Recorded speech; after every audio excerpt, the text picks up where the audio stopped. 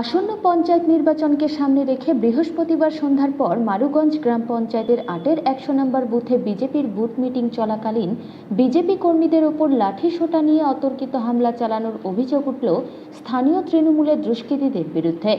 ঘটনায় জখম এক বিজেপির বুথ সভাপতি। উত্তেজনার খবর পেয়ে ঘটনাস্থলে পৌঁছায় তুফানগঞ্জ থানার পুলিশ। আহত ওই বিজেপির বুথ সভাপতিকে উদ্ধার করে নিয়ে যাওয়া হয় তুফানগঞ্জ মহকুমা হাসপাতালে। ৮-এর ১০০ নম্বর বিজেপির বুথ সভাপতি রবীন্দ্র কার্জি বর্তমানে হাসপাতালে চিকিৎসাধীন। দেখুন, পঞ্চায়েত নির্বাচনের ঘোষণার আগেই কুচবিহার জেলার শুধু নয়, সারা বাংলায় তৃণমূলের হারমাদরা জেহাদিরা বিভিন্নভাবে আক্রমণ করছে, বিশেষ করে বিজেপি কর্মী এবং কর্মকর্তাদের উপরে।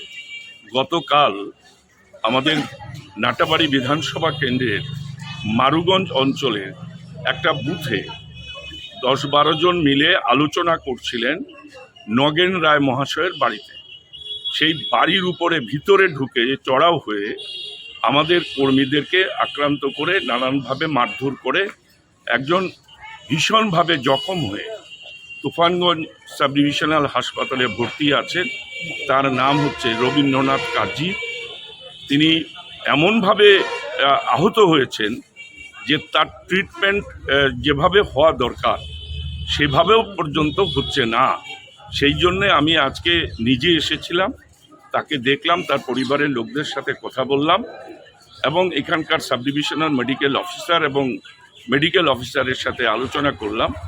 তার আরও ভালো ট্রিটমেন্টের জন্যে যদি প্রয়োজন হয় তারা বিচার বিবেচনা করে তারা যদি রেফার করেন বা তারা যদি এখান থেকে নিয়ে যাবার অনুমতি দেন তাহলে আমরা বেটার ট্রিটমেন্টের জন্য কুচবিহারে নিয়ে যাব। মূলত তৃণমূল কংগ্রেস ভয় পেয়েছে, তার কারণ সমস্ত চোররা আজকে জেলের ভিতরে যাওয়ার পথ ধরেছে। অনেক মন্ত্রী থেকে বিভিন্ন নেতা, বিভিন্ন দালাল, তারা আজকে জেলখানার ভিতরে আছে।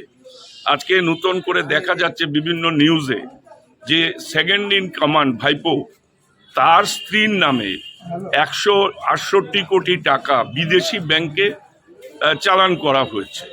সুতরাং এই ভয়ে মানুষের মধ্যে যেখানেই জিজ্ঞেস করবেন দেখবেন যে তৃণমূল মানেই চোর, আর লোক বলছে চোর ধরো জেল ভরো।